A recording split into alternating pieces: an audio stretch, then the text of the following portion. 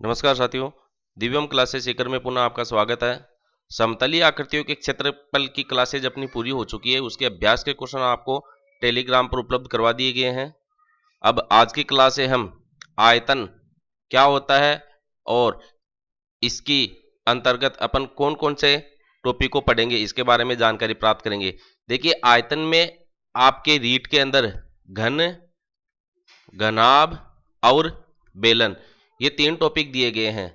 शंकु आपके नहीं है इसके अंदर, इसको आपको नहीं देखना है। तो देखिए, घन, घनाभ और बेलन, लंबवर्तीय बेलन इसको अपन बोलते हैं।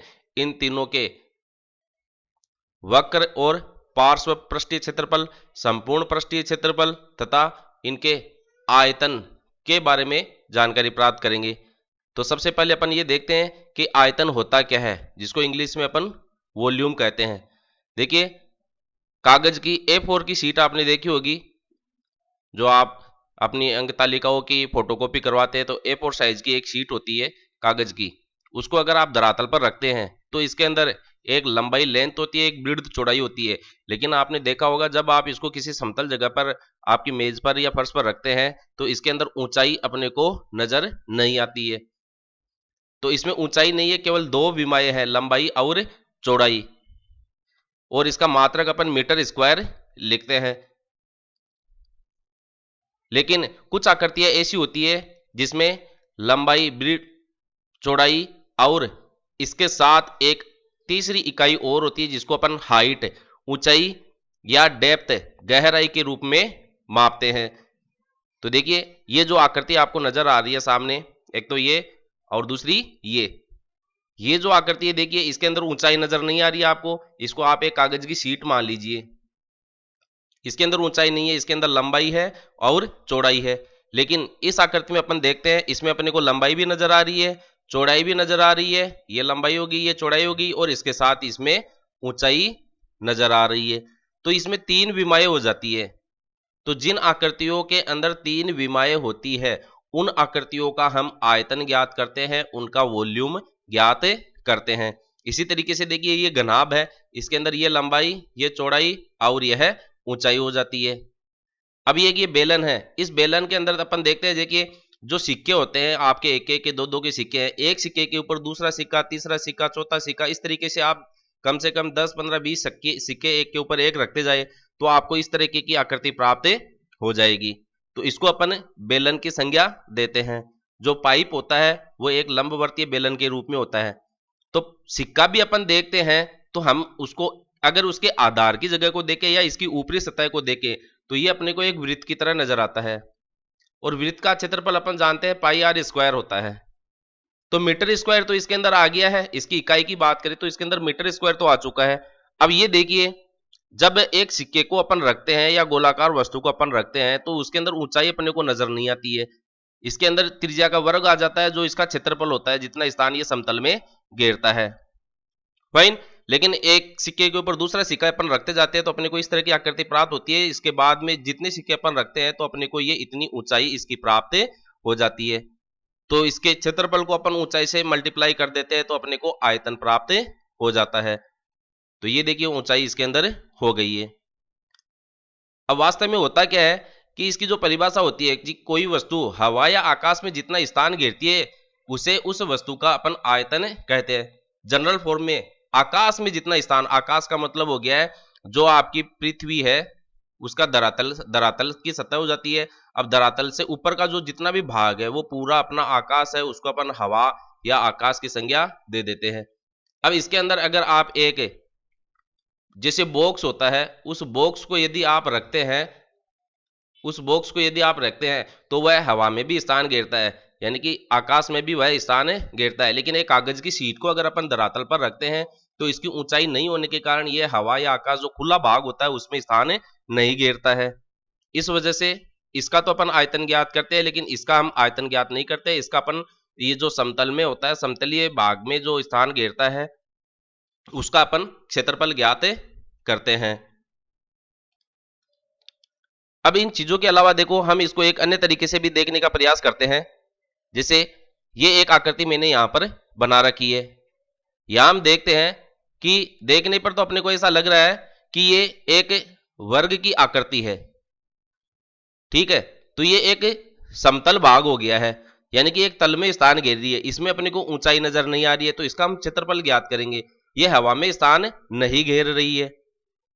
लेकिन अगर इसको देखो थोड़ा सा अपन घुमाते हैं, तो ये मैंने बना तो रखा था घन पहले से ही, लेकिन आपको दिखाने के लिए मैंने इसके जो सामने से भाग है या ऊपर से है, आप किधर से भी देखते हैं, जैसे अभी मैंने इसके ऊपरी भाग से इसके दृश्य को देखते हैं, तो ये अपने को एक वर्ग की तरह नजर आता है। अब ये देखिए, ये जो आपको ये भाग नजर आ रहा है, ये जो है एक समतल है, लेकिन समतल के साथ देखो इसमें ऊंचाई भी आपको नजर आ रही है। जो ऊपर की नीली वाली लाइन है वो ऊंचाई को दर्शा रही है, जो रेड और ग्रीन की लाइन है वो एक समतल को प्रदर्शित कर रही है। एक समतल हो गया, एक तल हो गया है। अब ये एक घन की आकृति होगी है। अब घन होता क्या है, देखिए उसके बारे में अपन चर्चा करते हैं। घन के अंदर जो ये भुजाएं होती हैं, ये देखिए, ये जो भुजाएं हैं सभी, इन सभी भुजाओं की लंबाई बराबर होती है। यानी कि अगर इसकी लंबाई की बात करें तो ये 5 इकाई है, इसकी चौड़ाई की बात करें तो ये 5 इकाई है, और इसकी ऊंचाई की अगर अपन बात करें तो वह भी 5 इकाई है। यानी कि लंबाई, चौड़ाई और ऊंचाई ये तीनों बराबर होती है, जो कि इस चित्र के अनुसार 5 इकाई है। फाइन। अब बात करते हैं इसकी अन्य बातों की। अब देखिए इसके अंदर जो आप टेबल होती है, टेबल के अंदर 4 टांगे होती है, तो ये 4 टांगे अपने को यहां पर भी नजर आ रही है। एक तो ये है, दूसरी ये है, तीसरी ये है और चौथी ये है। अब इसके अलावा देखिए आप, ये तो खड़ी टांगे हो गई है। अब ये 4 टांगे देखो, ये छत के ऊपर भी नजर आ रही है इसकी, जैसे अपन इसको छत का नाम दे तो ये तो 8 हो गई। अब 4 इसकी धरातल पे है, ये जो नीली और हरे, लाल और हरे रंग का जो तल है, उस तल के अंदर भी अपने को 4 भुजाएं नजर आ रही है। तो कुल मिला के एक घन के अंदर 12 भुजाएं होती है। इसके अलावा ये भुजाएं जहां मिलती है वहां अपने को एक शीर्ष भी प्राप्त होता है। तो इस तरीके से इसके अंदर देखिए 1 2 3 4 5 6 7 8 शीर्ष अपने को प्राप्त होते हैं। अब भुजाएं और शीर्ष के बाद में बात करते हैं अपन इसकी तल की, फलक की। जैसे अगर ऊपर से देखते हैं तो अपने को ये एक वर्ग नजर आ रहा है। तो इस प्रकार से एक घन जो है कितने वर्गों से मिलकर बना होता है, तो देखिए, एक तो जैसे कमरा होता है, वर्गाकार कमरा मान लीजिए, एक तो उसका फर्श होता है, एक उसकी छत होती है और 4 उसकी दीवारें हो जाती है। तो कुल मिला के फर्श, छत और 4 दीवारें, 6 फलक हमें प्राप्त होती है। ये ऊपर की हो गई है, और एक फर्श में ये देखो नीचे से है, और 4 इसकी साइड में हो जाती है। तो 12 भुजाएं, 8 शीर्ष और 6 फलक इसके अंदर होती है। अब इसके बाद में बात करते हैं, देखिए मैं अभी आपको बता दूं इसकी और सामान्य जानकारी। इसकी फर्श और छत के अलावा जो दीवारें हैं, इन दीवारों को अपन पार्श्व कहते हैं। पार्श्व पृष्ठ, पार्श्व पृष्ठ यानी कि जो अगल बगल की है जो दीवारें हैं उनको अपन पार्श्व पृष्ठ कहते हैं। अपन पढ़ेंगे कि वक्र पृष्ठ और पार्श्व पृष्ठ जो होता है उसका क्षेत्रफल अपन ज्ञात करेंगे। तो जब एग्जाम में पूछा जाता है कि पार्श्व पृष्ठीय क्षेत्रफल या वक्र पृष्ठीय क्षेत्रफल आपको ज्ञात करना होता है, तो उस स्थिति में हम इसकी फर्श की और छत का क्षेत्रफल ज्ञात नहीं करते हैं, केवल जो 4 दीवारें हैं उनका क्षेत्रफल ज्ञात करते हैं। तो 4 दीवारों का जो क्षेत्रफल होता है वह पार्श्व पृष्ठीय क्षेत्रफल होता है। अब इसमें एक वक्र पृष्ठ का नाम और दिया जाता है। देखिए इसमें एक वक्र पृष्ठ का नाम और दिया जाता है। तो ये वक्र पृष्ठ जो है इस बेलन के लिए काम में लिया जाता है। इस बेलन की ये जो भाग है, ये पूरा वक्राकार भाग है, पूरा गोल, ये वक्र पृष्ठीय क्षेत्रफल है। इसका मतलब है कि छत का मतलब हो गया ऊपरी वृत्त, और फर्श का मतलब हो गया इसके नीचे जो आधार में जो वृत्त है वो। इन दोनों क्षेत्रफलों को अपन काउंट नहीं करते हैं, केवल इसके जो साइड है उसको अपन काउंट करते हैं। तो ये वक्र पृष्ठ कहलाता है। तो जो साइड का हिस्सा है वह वक्र बेलन के लिए कहलाता है, और पार्श्व घन या घनाभ के लिए कहलाता है। तो अब तक की क्लास में आपने आयतन क्या होता है, घन, घनाभ और बेलन जो होते हैं उनके अंदर पार्श्व क्या होता है, फर्श में आधार का क्षेत्रफल, और छत में जो होता है आधार, उसकी छत का क्षेत्रफल क्या होता है, उसके बारे में आपने जानकारी प्राप्त की है। आयतन की परिभाषा आपने देख ली। हवा या आकाश में जो स्थान घेरता है वो वस्तुएं आयतन ज्ञात करने के लिए काम में ली जाती है। देखिए अब बात करते हैं जनरल बात, आयतन को अपन घन इकाई में मापते हैं क्योंकि लंबाई, चौड़ाई और ऊंचाई इन तीनों का गुणनफल हमें आयतन का सूत्र देता है। तो इसकी मीटर और तीनों की मीटर, तो तीनों को गुणा करते हैं तो मीटर क्यूब प्राप्त होता है। इसलिए ये क्यूब होने के कारण, घात 3 होने के कारण इस घात को अपन घन कहते हैं। मीटर की घात 3 घन मीटर। आपने वक्र और पार्श्व पृष्ठीय क्षेत्रफल देख लिया है। इसका संपूर्ण पृष्ठीय क्षेत्रफल की बात करते हैं तो संपूर्ण पृष्ठीय क्षेत्रफल के अपन फर्श को और छत को भी शामिल कर लेते हैं। जैसे अपन घन की बात करते हैं तो चारों दीवारों के साथ इसके फर्श का क्षेत्रफल और छत के क्षेत्रफल को भी यदि शामिल कर लेते हैं तो अपने को संपूर्ण पृष्ठीय क्षेत्रफल प्राप्त हो जाता है। देखिए किसी त्रिविमीय आकृति को चारों ओर से घेरने वाले पृष्ठ या सतह का क्षेत्रफल आकृति का वक्र या पार्श्व पृष्ठीय क्षेत्रफल कहलाता है। देखो चारों ओर से घेरने की बात कर रहा है ये, तो चार दिशाएं इसकी, देखिए इसकी बात करते हुए ये इधर से हो जाती है इसकी चार दिशाएं। इसके अंदर अपन इसकी छत को और इसके आधार को शामिल नहीं करते हैं, ये जो राउंड में इसके चारों तरफ का क्षेत्रफल है उसको शामिल करते हैं। इसी तरीके से घन की बात करें तो घन में इसकी जो चार दीवारें हैं उनका क्षेत्रफल अपन शामिल करते हैं, इसके छत को और इसके फर्श को शामिल नहीं करते हैं। किसी आकृति के पार्श्व पृष्ठीय क्षेत्रफल यानी कि लेटरल बोलते हैं पार्श्व को इंग्लिश में, किसी आकृति के पार्श्व पृष्ठीय क्षेत्रफल आधार के क्षेत्रफल तथा उसके समांतर पृष्ठ क्षेत्रफल का योग आकृति के संपूर्ण पृष्ठ का क्षेत्रफल कहलाता है, जो मैंने आपको यहां अभी बताया है। यानी कि चारों दिशाओं का क्षेत्रफल, तो इनकी चार घन की बात करें तो चार इसकी दीवारों का क्षेत्रफल हो गया, एक इसके आधार का मतलब हो गया इसका फर्श, और उसके समांतर पृष्ठ को अपन छत कहेंगे तो ये छत का क्षेत्रफल हो गया इसके अंदर। अब बात करते हैं, देखिए पृष्ठीय क्षेत्रफल जो होता है, क्षेत्रफल की जब भी बात आती है तो उसकी इकाई अपन वर्ग इकाई लेकर चलते हैं, यानी कि मीटर स्क्वायर। आपको सेंटीमीटर में दे रखा है एरिया तो आप सेंटीमीटर स्क्वायर भी लिख सकते हैं। बात करते हैं इन आकृतियों के आयतन और पृष्ठीय क्षेत्रफल के बारे में, तो सबसे पहले अपन लेकर चलते हैं घन को। देखिए घन जो होता है वो 6 समान पृष्ठों वाली ऐसी ठोस आकृति जिसकी सभी विमाएं, लंबाई, चौड़ाई, ऊंचाई समान हो, घन कहलाती है। ये अपन देख ही चुके हैं, इसकी जो लंबाई, चौड़ाई और ऊंचाई होती है वो एक ही माप की होती है। जैसा कि चित्र में अपन ने देखा था, इसके अंदर अपन ने 5 इकाई ली थी, तो अगर ये 5 मीटर है, ये 5 मीटर है, तो ये भी 5 मीटर होती है, यानी कि L बराबर B बराबर H बराबर 5 इकाई। कई किताबों में लंबाई, चौड़ाई, ऊंचाई घन की बात कर रहा है, इसकी तीनों भुजाएं समान होने के कारण इसको अपन A बराबर A भी मान लेते हैं, इसको A भी मान लेते हैं, तो ये एक के रूप में भी इसको डिनोट करते हैं। घनाभ में देखेंगे अपन इसको तीनों भुजाओं को ABC के रूप में और LBH के रूप में भी डिनोट कर सकते हैं। तो आप किसी भी रूप में इसको डिनोट कर सकते हैं, वो बात अलग है, लेकिन लंबाई को लेंथ, ब्रीड्थ को चौड़ाई और ऊंचाई को H लिखने के कारण LBH इसको जनरल रूप में लिखते हैं। देखिए इसके अंदर 12 समान कोरें होती है। कोर की बात मैंने बताई, ये जो है जैसे ई से लेकर एफ तक ये इसकी कोर कहलाती है, ये इसकी कोर कहलाती है। इधर से एच से लेकर ई तक, तो इस तरीके की 12 कोर है। इसके अंदर 8 शीर्ष होते हैं, जो किनारे होते हैं ये 8 शीर्ष होते हैं, ये जहां पर इनकी भुजाएं मिलती है, ये इधर वाले ये इसके शीर्ष है। बात करते हैं इसके अंदर 4 समान विकर्ण होते हैं। तो देखिए विकर्ण जो होते हैं वो इस बिंदु से लेकर, यहां से लेकर इसको सीधा इधर मिलाते हैं, एक तो ये हो गया। दूसरा इस को ऊपर वाली छत वाले कोने से लेकर इधर यहां सीधा मिला देते हैं, ये दूसरा। एक अपन इधर से मिला देते हैं और एक अपन ये इधर से इस कोने से यहां से लेकर इधर सी तक मिला देते हैं। तो 4 विकर्ण अपने को प्राप्त होते हैं। इन चारों विकर्णों की लंबाई घन के अंदर समान होती है। तो 12 कोर, 8 शीर्ष, इन कोरों को अपन भुजा के रूप में भी अपन ने इसको बताया है, और 6 फलक इसके अंदर होती है, इनको अपन फेसेज कहते हैं। अब देखिए यदि एक घन की भुजा है, घन की भुजा को कितना माना है A, यानी कि लंबाई, चौड़ाई और ऊंचाई इन तीनों को अपन ने A के रूप में डिनोट कर दिया है।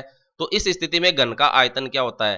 तो आयतन क्या होता है, देखो आधार का क्षेत्रफल गुणा ऊंचाई होता है। एक जनरल सूत्र इसका ये होता है, आधार का क्षेत्रफल गुणा ऊंचाई। जिस प्रकार से त्रिभुज का क्षेत्रफल अपन ने देखा था 1/2 गुणा आधार गुणा ऊंचाई, कोई सा भी त्रिभुज हो उसके लिए ये जनरल सूत्र होता है। उसके बाद में अपन आधार, उसकी ऊंचाई ज्ञात करते हैं तो अपने को जो समद्विबाहु है, समबाहु त्रिभुज है, उनके लिए अलग अलग त्रिभुज के क्षेत्रफल ज्ञात करने के सूत्र प्राप्त होते हैं। तो ऐसे ही कोई भी जो त्रिविमीय आकृति है, त्रिविमीय का मतलब इसके अंदर तीन विमाएं हो जाती है, लंबाई चौड़ाई ऊंचाई, इसलिए इसको 3D थ्री डायमेंशनल त्रिविमीय आकृतियां कहते हैं। तो त्रिविमीय आकृतियां होती है, उसका आयतन ज्ञात करने का सूत्र होता है आधार का क्षेत्रफल गुणा ऊंचाई। तो देखिए जब घन की बात आती है तो इसका आधार यानी कि फर्श अपने को एक वर्ग के रूप में प्राप्त होता है, और इसकी भुजा अपन जानते हैं a होती है, और वर्ग का क्षेत्रफल होता है भुजा स्क्वायर। अब ऊंचाई, ऊंचाई भी इसकी a के रूप में है, तो इसको अपन a से मल्टीप्लाई कर देते हैं, तो अपने को a की घात 3 के रूप में प्राप्त होता है। देखिए तो आधार का क्षेत्रफल गुणा ऊंचाई, तो ये हमें घन का क्षेत्रफल प्राप्त हो जाता है। अब ये यहाँ पर एल बी एच के रूप में मैंने यहाँ दिखाया है इसको। अब एल बी एच तीनों एक के बराबर होने के कारण हम इसको एक की घात 3 के रूप में बता देते हैं, और अगर तीनों की लंबाई चौड़ाई ऊंचाई मीटर में है तो मात्रक मीटर क्यूब लिखते हैं। अब देखिए ये घन का वक्र पृष्ठ पूछ रहा है, तो यहां घन की और घनाभ के केस में हम वक्र शब्द काम में नहीं लेंगे, ये वक्र शब्द यहां काम में नहीं लेंगे। वक्र शब्द जो है बेलन के लिए काम में लेंगे, हम यहां इसके लिए काम में लेंगे पार्श्व पृष्ठीय क्षेत्रफल। तो घन का पार्श्व पृष्ठीय क्षेत्रफल का मतलब हो गया इसकी 4 दीवारें, इसकी 4 दीवारें, ये 4 दीवारें इसकी होती है। तो एक फलक, इसका मतलब 4 फलक हो गई है, इसके अंदर हम इसके फर्श को और छत को छोड़ देते हैं, तो इसकी 4 दीवार होगी। एक दीवार एक वर्ग के रूप में है, तो 4 दीवार 4 वर्ग के रूप में हो गई है। अब एक वर्ग का जो क्षेत्रफल है वो भुजा स्क्वायर है, इसलिए 4 वर्ग का क्षेत्रफल 4 गुना भुजा स्क्वायर हो जाता है, इसलिए यहां लिखा है 4 गुना भुजा स्क्वायर। तो घन का पार्श्व पृष्ठीय क्षेत्रफल 4 गुना भुजा स्क्वायर होता है। बात आती है इसके संपूर्ण पृष्ठीय क्षेत्रफल की, तो मैंने बताया आपको संपूर्ण पृष्ठीय क्षेत्रफल के लिए अपन 4 दीवारों के साथ इसके फर्श और छत के क्षेत्रफल को भी शामिल कर लेते हैं। 4 दीवारों के साथ फर्श, और अब फर्श भी इसके अंदर वर्ग है, छत भी इसके अंदर वर्ग है, तो एक वर्ग का क्षेत्रफल ए स्क्वायर, दूसरे वर्ग का भी ए स्क्वायर, तो ये जुड़कर 2a स्क्वायर हो गया। 4 इसकी दीवारों का हो गया, तो जुड़कर 6a स्क्वायर हो गया, तो 6 भुजा स्क्वायर। तो घन का संपूर्ण पृष्ठीय क्षेत्रफल जो होता है 6 गुना भुजा स्क्वायर प्राप्त होता है। अब देखिए घन का विकर्ण की बात आती है, तो घन का विकर्ण यहाँ पर a वर्गमूल 3 दिया गया है, a वर्गमूल 3 मीटर दिया गया है। इकाई आप लिख सकते हैं या 3 इकाई लिख लीजिए, a वर्गमूल 3 इकाई, अगर मीटर में है तो मीटर में। तो ये हमें किस प्रकार से प्राप्त होता है, देखिए विकर्ण जो होता है घन का, देखिए ये मैंने यहां पर घन का फर्श जो होता है उसका एक अलग से चित्र बनाया है, इसके अंदर एक विकर्ण मैंने यहां पर इसके फर्श का बना दिया। वास्तव में ये घन का विकर्ण नहीं है, घन का विकर्ण देखो मैंने यहां पर अलग तरीके से दिखा रखा है। हमने देखा अभी कि घन के अंदर 4 समान विकर्ण होते हैं, जैसे मैं एक इस कोने से लेकर इस कोने की बात करता हूं, एक विकर्ण ये मैंने मिटा दिया, एक तो ये चला गया। एक ये जो ब्लैक दिखा रखा है इस कोने से लेकर इस कोने के बीच में, तो दूसरा विकर्ण ये, तीसरा इस कोने से लेकर इस कोने तक, तो ये, अब चौथा विकर्ण एक ये यहां से लेकर यहां ये। तो किसी एक विकर्ण का अगर मान अपन प्राप्त कर लेते हैं तो वो चारों विकर्ण बराबर होने के कारण बराबर हो जाते हैं। अब इसका मान कैसे ज्ञात करेंगे, ये विकर्ण का मान, तो सबसे पहले हमें क्या चाहिए, हम ये मान के चले कि इसकी भुजा ए है, इसकी भुजा ए है, और ये इसका विकर्ण है फर्श के अंदर, तो ये एक समकोण त्रिभुज हो जाता है, क्योंकि ये एक वर्ग होने के कारण, फर्श 6 फलक होते हैं, 6 ही फलक इसके वर्गाकार आकृति के होने के कारण ये प्रत्येक कोण जो होता है इसका समकोण होता है, तो हम इसका विकर्ण का मान प्राप्त कर लेते हैं। तो विकर्ण जो होता है डायगोनल वो आधार का स्क्वायर प्लस लंब का स्क्वायर होता है। तो ये पाइथागोरस प्रमेय अपन काम में ले लेते हैं, तो 2a स्क्वायर, तो वर्गमूल 2 गुणा a के रूप में अपने को प्राप्त हो रहा है इस भुजा का मान।